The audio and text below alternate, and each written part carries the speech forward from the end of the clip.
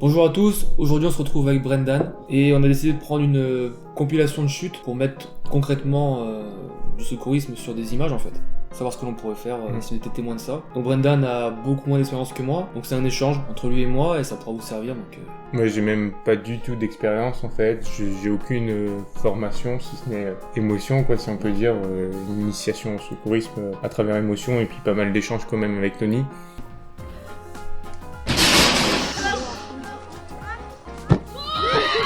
Putain.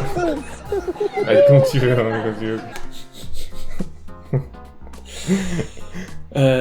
Du coup, qu'est-ce que risque ce gentil monsieur là, qui est très dynamique, qui nous fait des beaux saltos. Je sais pas si t'as déjà tombé sur le ventre comme ça coupe la respiration. Ouais, d'accord, je savais pas. Du coup, si tu fais face à quelqu'un qui a du mal à respirer, le mieux à faire c'est de le mettre, on appelle ça une position semi-assise. Tu le mets semi-assis et en fait c'est la position qui te permet de respirer le plus facilement possible. Ouais. Voilà ce que je peux te dire sur ça. Go! Oh putain.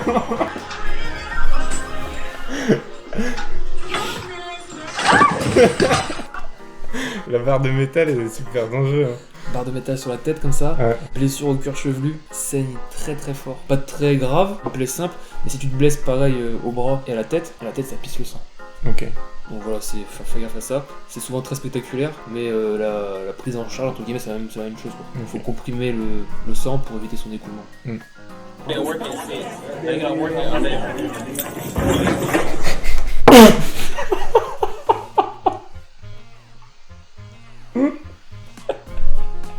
Déjà, voilà. Secourisme ne traite pas le psychologique. Donc là, voilà, il faut prendre plus haut. Ouais. Alors, on va voir ce qui se passe.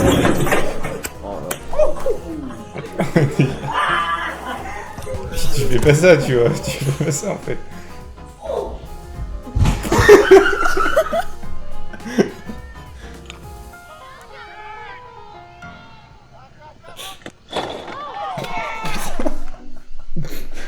Elle a dû se niquer les 1, ça l'a appelé. On peut appeler ça l'effet tunnel. Tu sais, quand tu fais quelque chose et plus rien ne compte autour. Elle loupe son Ouais, elle pense qu'elle a récupéré la balle. exactement, elle loupe ce qui se passe autour d'elle et L'environnement, elle y elle pense perd pas. la connaissance de l'environnement. Ouais.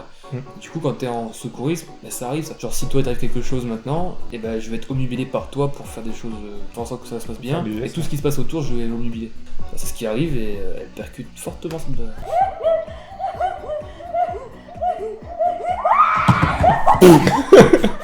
Alors ça, mec, ça, je sais pas comment ça s'appelle dans le secouriste. Ça s'appelle le karma. Ouais, voilà, c'est ce que j'allais dire.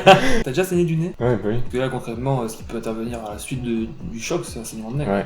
Qu'est-ce que tu ferais toi sur un saignement? Moi, je mets des cotons dans mon nez. Ouais. Alors par réflexe, souvent les gens font ça et ils basculent la tête en arrière. Mais il faut pas le faire parce que le sang pourrait basculer dans la gorge. Donc la réaction à avoir sur quelqu'un qui saigne du nez, si c'est un coup, si c'est pas à travers une maladie, en fait tu vas venir moucher vers l'avant fortement, 3-4 fois, pour évacuer Oui, c'est le vrai. sang qui aurait pu commencer à coaguler, à faire des croûtes. Tu maintiens comme ça. C'est vrai que les gens, quand je faisais de la boxe, les gens qui saignaient facilement du nez, c'était ça. Bah, j'avais une copine, mon ex, qui elle saignait régulièrement du nez, on boxait ensemble et parfois elle pissait du nez et elle se mouchait. Dans les référentiels de secourisme, il faut comprimer 10 minutes, ensuite tu relâches, et si ça n'avait pas arrêté de saigner, là tu consultes un avis médical.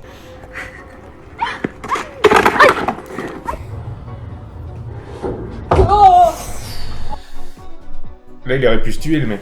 Là il peut se tuer direct. Il peut se tuer direct, imaginons qu'il tombe inconscient tout de suite, parce que là ça peut lui faire un coup du lapin et il peut perdre conscience suite au choc, tu vois. Et j'espère pour lui qu'il y a du monde autour, quoi. Pas mourir, mais suite au choc il peut perdre conscience. Bah toi, qu'est-ce que tu ferais? Tu tombes sur ce mec là, il est inconscient suite à sa chute, tu le découvres parce que t'entends le bruit en fait, tu travailles avec lui. Qu'est-ce qui t'importe à toi, de suite? Moi, dans un premier temps, parce que quand je vous dis que j'y connais vraiment rien en secourisme, vraiment, je vais apprendre au fur et à mesure, en parallèle de vous, en fait, avec Tony. Je tourne autour de la personne, je regarde si elle respire, Ouais. je regarde le nez, je vois si ça bouge un peu sa cage et tout, j'essaye de contrôler tout ça, voir si la personne est vivante. Et vu que je ne sais pas faire de manipulation, en fait, je vais pas toucher la personne, sauf si elle est en situation de danger avec un truc coupant à côté d'elle. Là, je vais essayer de la déplacer doucement, parce que ça peut la mettre plus en danger, le fait qu'elle y reste à côté, si elle se réveille, et tu vois, je sais pas. Et après, j'appelle les secours, quoi. Tu vois, le secourisme, c'est pas compliqué à partir du moment où t'es bienveillant avec la personne blessée. Le secourisme, c'est fait pour ne pas aggraver une blessure. On n'est pas médecin, donc on appelle les secours et on fait en sorte de pas aggraver la blessure. blessure ou de limiter une potentielle détresse vitale, comme on dit. En attendant les secours, notre boulot, c'est juste de préserver la vie autant qu'elle soit prise en charge par quelqu'un d'autre. Donc là, c'est totalement ce qu'il va faire. Si la personne est inconsciente, on contrôle si elle respire. Ensuite, on vient maintenir sa tête pour limiter peut-être un traumatisme qui serait au niveau des cervicales et du rachis. Ok. Moi, je préconise de la laisser sur le dos si on peut la surveiller constamment. Parce que la PLS crée une mobilisation du corps. Tu peux aggraver des blessures qui seraient potentiellement déjà créées, tu vois. D'accord. Et lui, il peut pas te le dire puisqu'il est inconscient.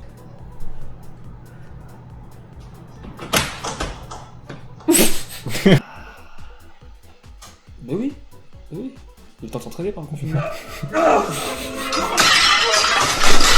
Oh putain. On voit pas la suite, hein. Non mais tu vois que ça tape l'arcade. Toi qui as fait de la boxe, est-ce que l'arcade ça s'ouvre Ah ouais, Voilà. C'est pas pour rien que les coudes, hein, en boxe taille. Voilà, donc écoute, là l'arcade elle saigne. Regardez si ça saigne beaucoup. Si ça saigne beaucoup, tu comprimes. Et si ça saigne pas beaucoup, bah, tu consultes le médecin. Si tu peux pas le consulter par téléphone, il y a le 114 que tu peux appeler. Pas en priorité pour pas submerger les numéros, mais le 114 te permet d'avoir un médecin en visio en fait. Il est consacré aux sourds et malentendants. On peut communiquer avec les services de secours. C'est lequel le... Oui, c'est celui-là par SMS qu'on peut aussi... Il y a SMS ou visioconférence. D'accord. Ah, il est complet celui-là. Il est complet, il est adapté pour les sourds et malentendants. Et personne ne le connaît, c'est un truc de fou. Moi, tu me l'as Non. donné il y a genre 1 mois et demi, 2 mois, tu m'en avais parlé et j'ai commencé à en parler autour de moi parce que j'ai trouvé ça extraordinaire. Comme...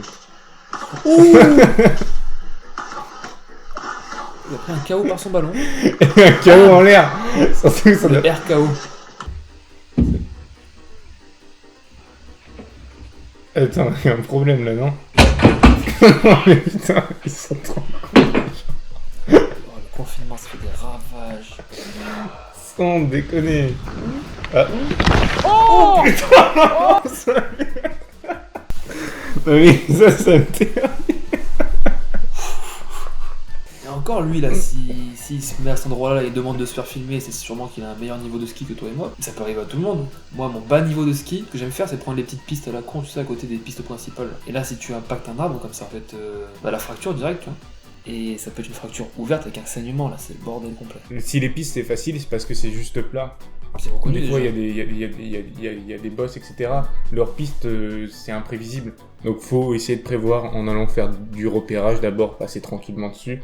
Et quand on le connaît bien, ouais, on peut aller pleine balle. Mais là, je suppose que le mec, il a fait un peu le fou. Pour la vidéo, il s'est dit, allez, j'en vois plus que tout à l'heure, peut-être. Ouais, peut-être aussi. Voilà, j'espère que cette vidéo vous a plu. Si c'est le cas, vous connaissez la musique sur YouTube maintenant. Le like, vous pouvez vous abonner si vous aimez notre contenu. On produit régulièrement, toutes les semaines, on poste des vidéos. Et l'espace commentaire aussi, qui est super important. C'est super important les commentaires. Si vous avez déjà fait des choses différentes de ce que moi j'ai préconisé, eh ben mettez-le, le but c'est d'échanger. Et la vérité, c'est pas ce qui est marqué sur les livres, mais c'est ce qui fonctionne en fait, c'est ça. Moi, il y a quelques mois, j'y connaissais rien au secourisme. Maintenant, j'ai quelques bases, quelques fondamentaux, on va dire. Comment je les ai eus, ça, c'est grâce à Tony que je fréquente beaucoup parce qu'on travaille ensemble. Maintenant, Tony, du coup, par rapport à ça, il a décidé de mettre à disposition totalement gratuitement et sous forme numérique une série de vidéos qui forment du coup une formation d'un peu plus de 30 minutes. C'est 3 vidéos que vous pouvez obtenir totalement gratuitement. Tout ce que vous avez à faire, c'est cliquer dans le lien qui est dans la bio, rentrer votre email et instantanément vous recevez ces 3 vidéos de formation. Moi, j'ai envie de dire, sauver une vie n'a jamais été aussi simple. C'est